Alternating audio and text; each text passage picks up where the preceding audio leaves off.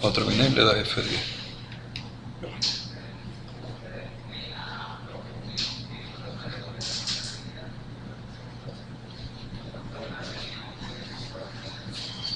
Bien, buenas tardes. Para aquellos que no me conocen, mi nombre es Juan Salazar, soy médico cirujano, actualmente también soy investigador en formación de acá del Centro de Investigación, y hoy les voy a presentar el papel que juega el selenio en la tiroidología y sus diversas implicaciones fisiológicas y fisiopatológicas. Desde el punto de vista etimológico, la palabra selenio proviene del griego selene, que significa resplandor de la luna o luna. El selenio es un elemento químico no metálico cuyo símbolo es el Se y cuyo número atómico es el 34. ¿Okay? Es un oligoelemento esencial que fue descubierto en 1817 por el químico sueco J.J. Berzelius. ¿Okay? Durante muchos años, casi un siglo, el selenio no fue investigado debido a que inicialmente se asoció a un gran nivel de toxicidad, pero fue en la segunda mitad del siglo XX en la cual se reinició su estudio al descubrirse que formaba parte de ciertas proteínas conocidas como selenoproteínas que se encontraban en diversos organismos vivos. Las formas de presentación del selenio en la naturaleza son muy diversas. Hay formas inorgánicas y formas orgánicas. Las formas inorgánicas, a grandes rasgos, podemos mencionar el selenato, cuyo estado de oxidación es más 6, o la valencia, el selenito, cuyo estado de oxidación es más 4, el selenio elemental, cuyo no posee valencia, y el selenuro, cuya valencia es menos 2. Las formas inorgánicas son muy variadas, generalmente forman parte de los suelos, y un ejemplo clásico de ellas es el selenito de sodio, que sirve como un compuesto que se da en casos de deficiencia, como suplemento de selenio.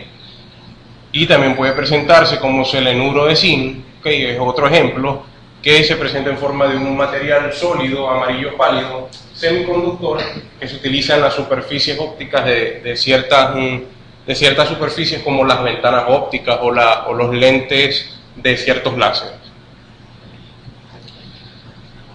Las formas orgánicas son las las principales formas tisulares. ¿Okay? Estas son la selenometionina y la selenocisteína, ¿okay? Las cuales tienen una similitud con los aminoácidos metionina y cisteína. La diferencia radica en el átomo de azufre, que es sustituido por el átomo de selenio. Esta sustitución en este grupo, en este átomo, le brinda una mayor capacidad de ionización a un pH fisiológico. La selenocisteína, de las dos formas orgánicas, la selenocisteína es la principal forma en la cual se metaboliza el selenio. ¿Okay? Esta se ha descubierto que es codificada por un codón llamado codón ópalo o codón uracilo guanina adenina, ¿okay? Que generalmente es un codón de terminación en las secuencias de síntesis proteica. Por lo cual, generalmente, cuando se sintetiza la selenocisteína, debe haber una reprogramación de la transcripción. Es importante además considerar que este codón, ¿okay?, es de suma importancia durante la síntesis de selenoproteínas.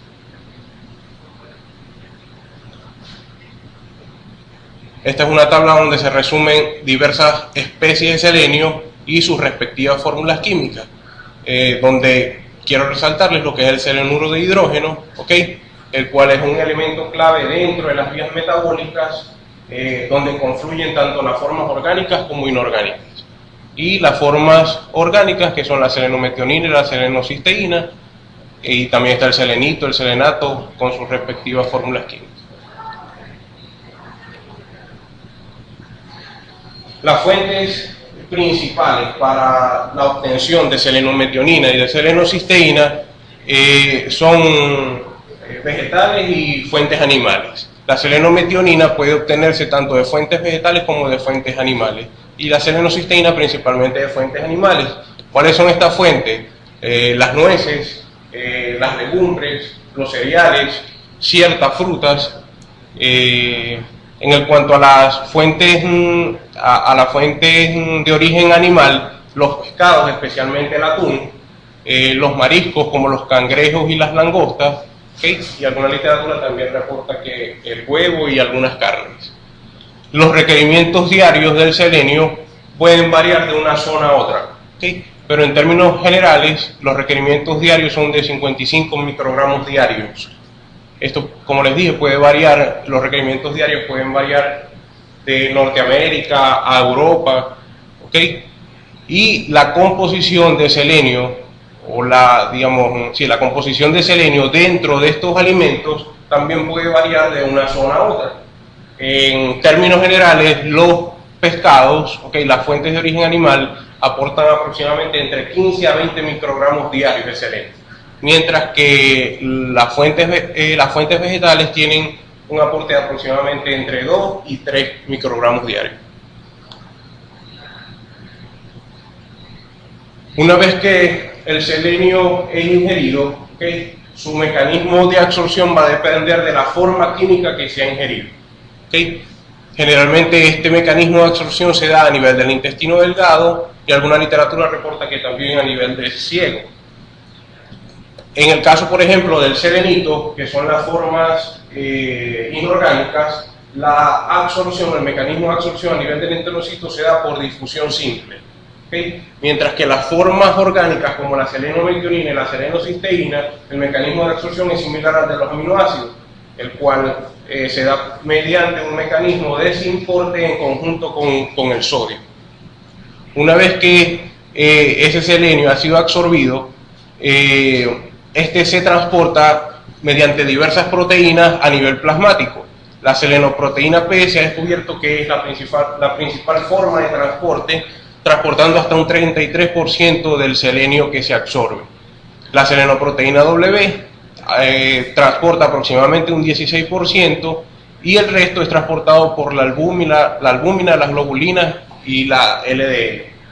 En el caso del selenito, por ejemplo, este es absorbido rápidamente a nivel de los eritrocitos, donde por acción del complejo de glutatión reductasa es capaz de reducirse a selenuro de hidrógeno y luego es transportado mediante la albúmina. Es importante considerar además que existen formas tisulares que sirven como reservorio de selenio. La selenometionina es la principal forma que se incluye en las proteínas y sirve de reservorio en ciertos órganos como el hígado, el músculo y el riñón. En el hígado sirve de reservorio aproximadamente un 30%, en el músculo también aproximadamente un 30% y en el riñón aproximadamente un 15%. Ese selenio que se absorbe es metabolizado por diversas vías, ¿okay? Vías que incluso pueden variar entre especies. De forma general, el selenato, que es la principal forma como se encuentra en los suelos, sufre una serie de reacciones de sulfurreducción, ¿okay? Hasta convertirse en selenito y posteriormente en selenuro por acción de las enzimas 3-fosfoadenosina 5-fosfosulfato y posteriormente de la tioredoxinoreductasa, y luego este selenuro puede sintetizarse o puede convertirse en selenocisteína por acción de la cisteína sintetasa.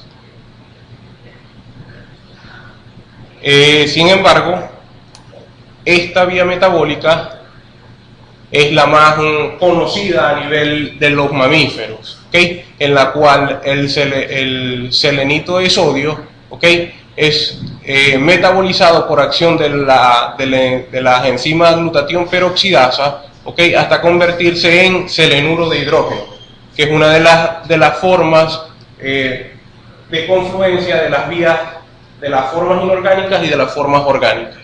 Este selenuro de hidrógeno puede degradar diversos radicales libres hasta posteriormente sufrir su biodegradación, ¿okay? O se le puede agregar un grupo fosfato mediante la enzima selenofosfato sintetasa 2, ¿okay? Activando al selenio y siendo capaz de ser entrar a la vía de la síntesis de selenoproteína.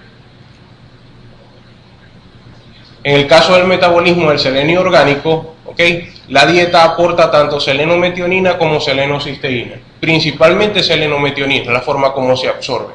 Esta selenometionina, como les dije anteriormente, puede incluirse en ciertas proteínas y servir de reservorio a nivel hepático, a nivel de riñón, a nivel de músculo. La selenocisteína, existe una reacción que se llama transelenización, a través del cual la selenometionina puede ser transformada en selenocisteína. Y luego esta selenocisteína, por acción de una liasa beta, se transforma en selenuro de hidrógeno, que es el mismo punto en común de la vía anterior. Este selenuro de hidrógeno acepta un grupo fosfato, y se convierte en selenio activado para entrar a la vía de la selenoproteína, o de síntesis de selenoproteínas. Existe una vía que aún no está bien caracterizada en el hombre, a través de la cual la selenometionina se convierte en metilselenol por acción de la liasa gamma, para entrar a la vía metabólica del selenuro de hidrógeno, pero sin embargo esta vía aún no está totalmente dilucidada en adultos, en hombres. Fíjense, aquí les coloco selenoproteínas, porque el siguiente paso es mucho más complejo. Ese selenuro de hidrógeno que ha sido fosforilado, que ha sido activado, entra en la vía metabólica para sintetizar la selenoproteína como tal, que es un mecanismo sumamente complejo, ya que requiere de la acción de diversas proteínas, o de un complejo multiproteico que va a generar cambios posttraduccionales en una proteína que se está sintetizando. Ese selenuro de hidrógeno que ha sido activado está a este nivel, selenuro de hidrógeno activado junto con la seleno-fosfato sintetasa 2. Para que este proceso se dé a cabo, primero es necesario que exista un ARN de transferencia desacilado, capaz de codificar a la serina. Este ARN de transferencia desacilado, por acción de una sinasa que se conoce como fosfoseril ARN de transferencia sinasa, transfiere un grupo fosfato a la serina, del ARN de transferencia. Y luego, por acción del antígeno hepático soluble y la acción de la seleno-fosfato sintetasa, esta serina fosforilada se sustituye por el selenio que está fosforilado o activado. Este ARN de transferencia con la selenocisteína, es capaz de incluirse en un bucle conocido como cesis. Yo les dije previamente que el ARN mensajero que codifica la selenocisteína es el codón UGA o codón ópalo. Para que este codón no sirva como como terminación o finalización de la síntesis de proteína, es necesario que se forme este bucle que se conoce como cesis o selenocisteína insertion sequences, en la cual confluyen ciertas proteínas como la SBP2, que traducido al español sería proteína de unión a selenocisteína 2, es necesario que también exista un factor de elongación de selenocisteína, y el ARN de transferencia que previamente se ha activado. Todo este complejo es capaz de incluir a la selenocisteína dentro de la proteína que se está traduciendo. Este complejo o este bucle corriente abajo también es motivo de investigación en la actualidad, y en la última década se han descubierto ciertas proteínas como la SECP43, cuyo rol aún no ha sido precisado, y se cree que hasta ahora se ha asociado con una estabilidad de este complejo a nivel del ribosoma. Y la L30 es otra proteína que ha sido descubierto recientemente y se cree que se intercambia con la proteína de unión de la selenocisteína, para anclar todo este complejo al ribosoma.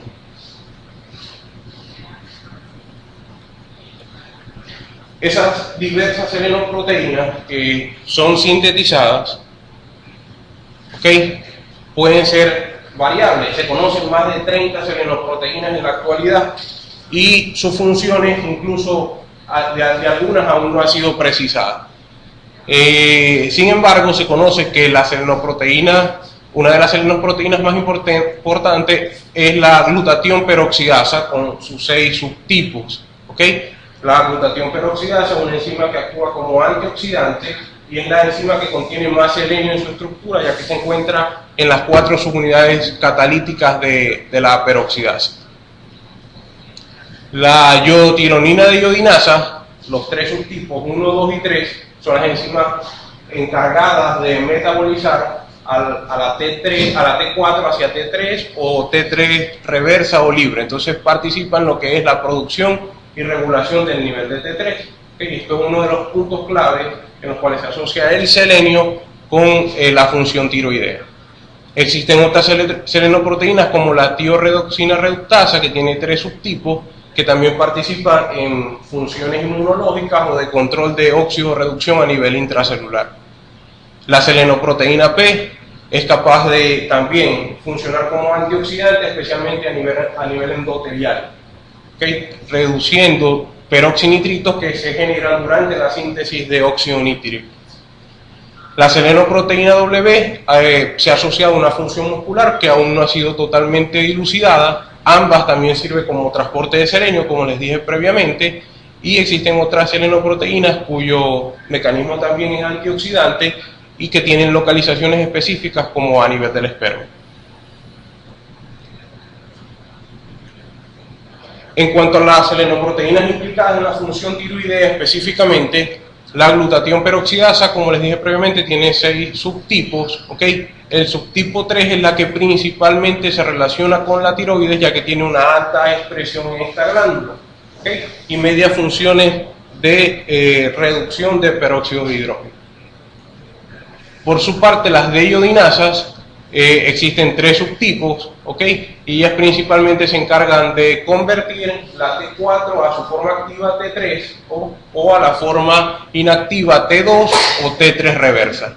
Cada una de estas deiodinasas tienen expresión específica, ¿okay? Y por ahora la que me interesa que recuerden es que la deiodinasa 2 tiene una expresión a nivel del sistema nervioso central y tanto la 1 como la 2 tiene expresión a nivel de tiroides.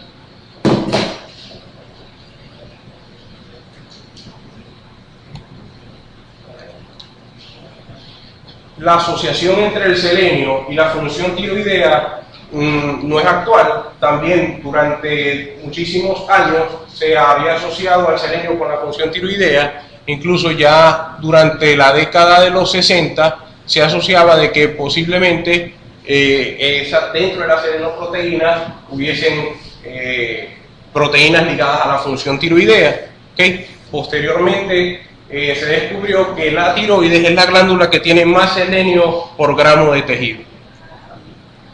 Posteriormente, a inicios de la década de los 90, un grupo de investigadores belgas encontraron que en una amplia zona de África Central existía una alta incidencia o una zona endémica de bocio, en la cual habían concomitantemente deficiencias tanto de yodo como de selenio.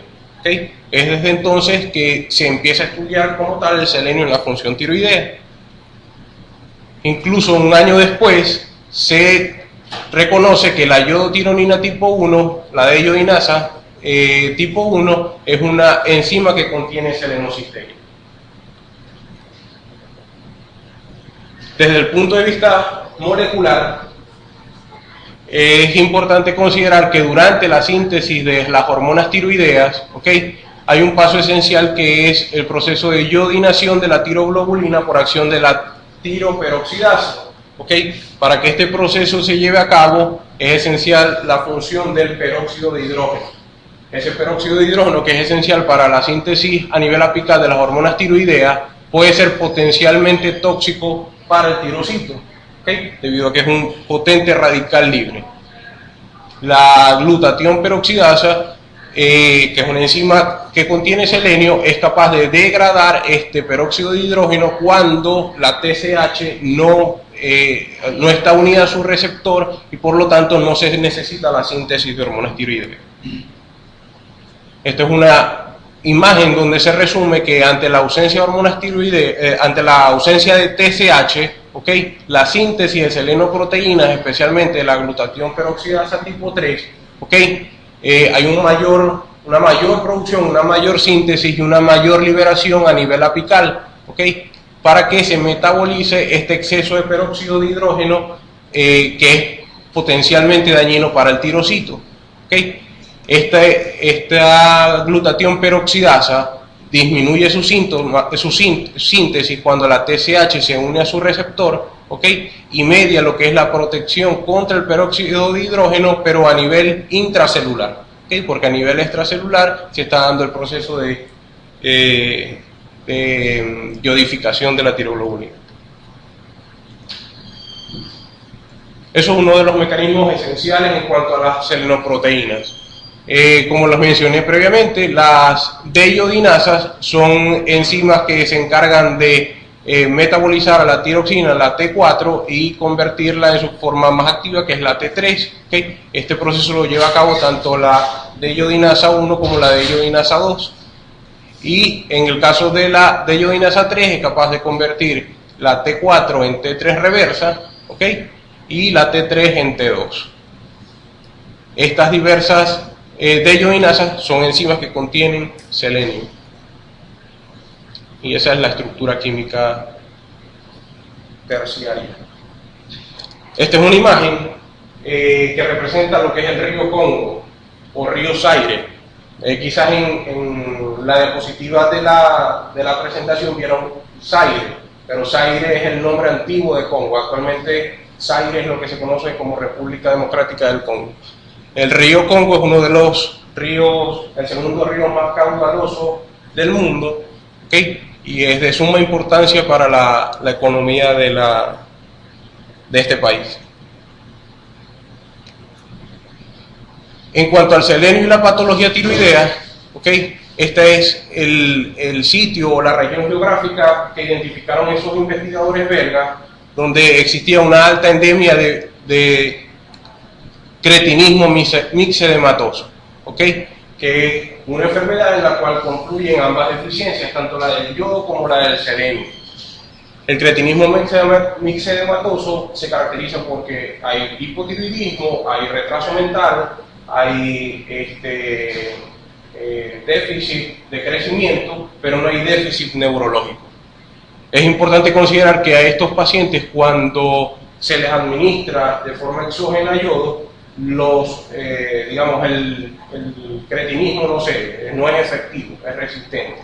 Y cuando se le administra selenio, ¿okay? Inicialmente se creía que al administrarse selenio, las cifras de hormonas tiroideas iban a aumentar, pero al contrario, hubo un efecto paradójico, los niveles de T4 descendieron, por lo cual muchos investigadores plantearon que la concomitancia de ambas deficiencias, ¿okay?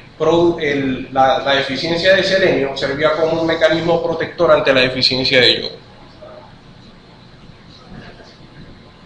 Desde el punto de vista patogénico, es una enfermedad que también su mecanismo esencial no ha sido dilucidado, ¿okay? Pero se sabe que la deficiencia de ambos elementos, ¿okay? La deficiencia de ambos elementos es capaz de generar un exceso de peróxido de hidrógeno, ¿okay? Cuando la TSH se une a su receptor y mediante diversos mecanismos es capaz de aumentar la síntesis de peróxido de hidrógeno, ya que metabólicamente se prepara para lo que es la síntesis de hormonas tiroideas, ¿okay? Pero ante la deficiencia de selenio no existe suficiente glutatión peroxidasa que metabolice el exceso de peróxido de hidrógeno, ¿okay? Esto, aunado a un incremento de la migración de macrófagos y de proceso inflamatorio a nivel de la glándula, ocasiona una destrucción temprana de la misma, ¿okay? Una destrucción temprana del tirocito, y además los macrófagos son capaces de sintetizar factor de crecimiento transformante beta, el cual favorece la migración de fibroblastos, que hace que la glándula también se fibrose. Además se sabe que las principales deiodinasas que pierden su función en esta patología son la deiodinasa 1 y la deiodinasa 3. Se cree que la de iodinasa 2, ¿ok?, tiene un mayor periodo de funcionabilidad durante el periodo prenatal o durante los primeros años de vida, y esta de-iodinasa es la que se expresa a nivel del sistema nervioso central, y por eso se asocia a que estos pacientes no tienen un déficit neurológico marcado. Sin embargo, se considera que para que las de-iodinasas no se expresen o tengan un déficit en su síntesis, debe haber una deficiencia absoluta o muy importante de selenio. ¿Okay? Una mínima expresión de selenio, una mínima cantidad de selenio es suficiente para que haya una excelente función de lo que es la de-iodinasa. Entre las diversas enfermedades que adicionales al cretinismo mixedematoso se han asociado con el selenio, pues en la actualidad son muchas las que se han estudiado, ¿okay? Tanto la enfermedad tiroidea autoinmune, como el cáncer, como el bocio, ¿okay? Pero sin embargo los resultados más positivos, más resaltantes, giran en torno a lo que es la enfermedad hiperfuncional, ¿okay? La enfermedad de Graves y la orbitopatía tiroidea. Fíjense, en un estudio publicado en el año 2013 por Bullock, Pendersen y colaboradores, se encontró que los pacientes que tenían diagnóstico nuevo de enfermedad de Graves tenían niveles más bajos de selenio sérico. ¿Okay? Este estudio, si se quiere, es un estudio a gran escala, un estudio poblacional en la población danesa. Fíjense, este es uno de los gráficos de ese estudio, en donde se observa cómo los individuos con enfermedad de Graves tienen una media de selenio sérica inferior, ¿okay?, aproximadamente de 90 en este caso, ¿okay?, en comparación con el resto de grupos que incluían a los controles en 830 individuos, en los individuos con hipotiroidismo y en individuos que tenían anticuerpos antiperoxidasa mayores de 150. Esto es uno de los pocos estudios publicados al respecto. Como verán, quizás hay un poco de asimetría entre los grupos, ¿okay?, pero es uno de los estudios que quise traer.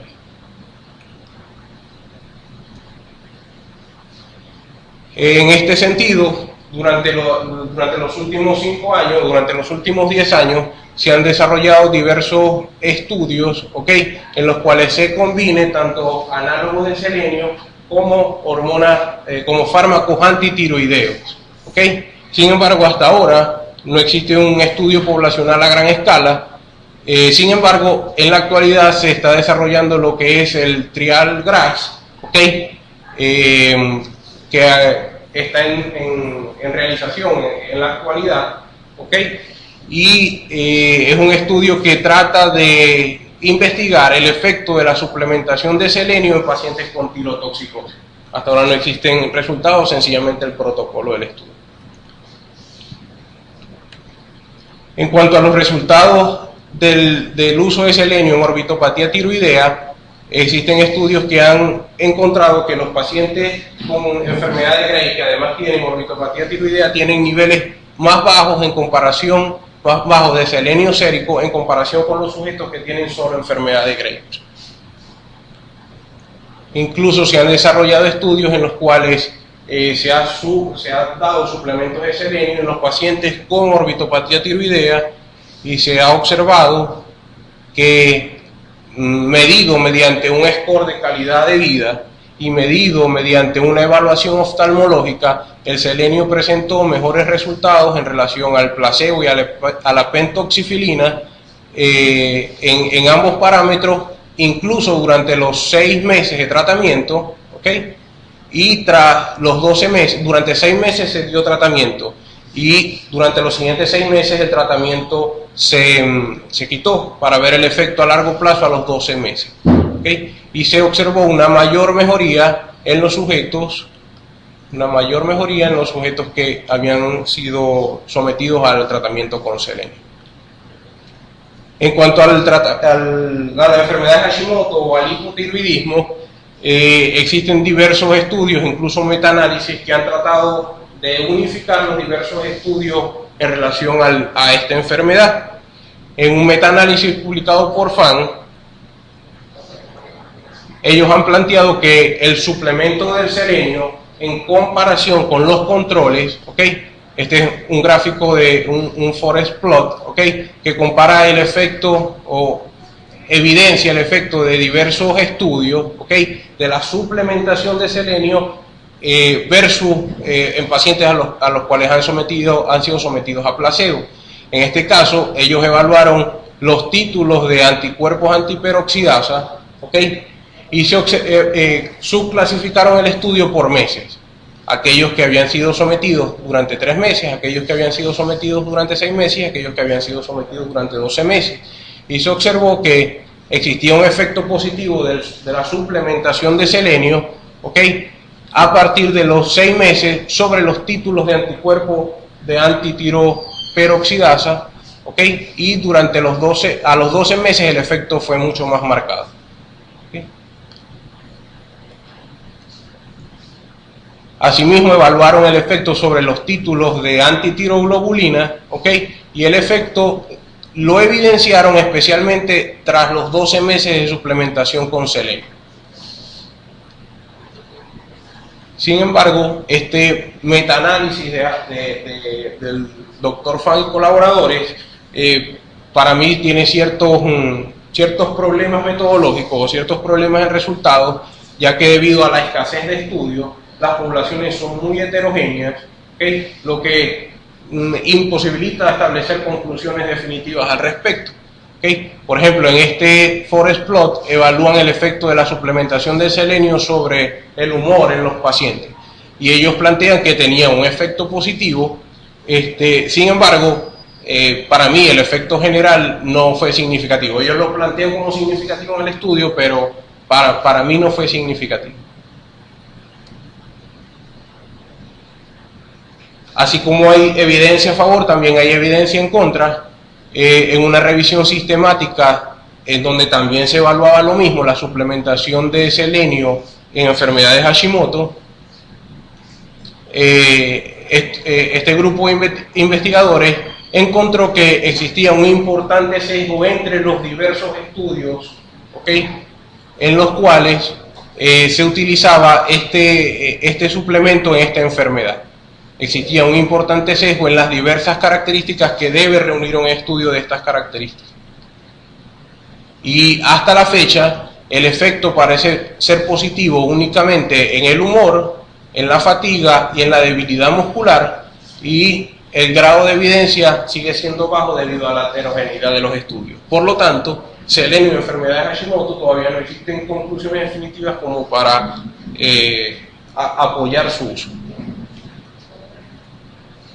Finalmente, los hallazgos en cuanto a selenio y cáncer tiroideo también son encontrados, ¿okay? Son conflictivos. Por ejemplo, en este estudio se comparó el efecto del selenio, la vitamina D, en los pacientes con cáncer tiroideo, ¿okay?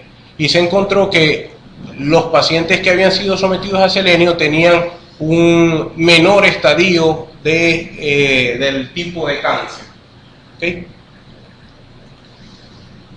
Incluso desde el punto de vista de correlaciones, ¿okay? Se correlacionó con un menor estadio de cáncer el uso de selenio en comparación, o los niveles de selenio en comparación con los de TSH y vitamina D. Y finalmente este estudio, en contraposición con el previo, demuestra que hay una falta de asociación entre los niveles de selenio a nivel de las uñas, ¿okay? Utiliza una metodología quizás diferente al del resto, ya que según ellos los niveles de selenio a nivel de las uñas son los más fidedignos del tiempo en los cuales se ha mantenido el nivel sérico y el riesgo de cáncer tiroideo. Sin embargo, este fue un estudio realizado en la Polinesia Francesa, un estudio retrospectivo que también tiene limitaciones, pero que demuestra que existen posiciones encontradas al respecto.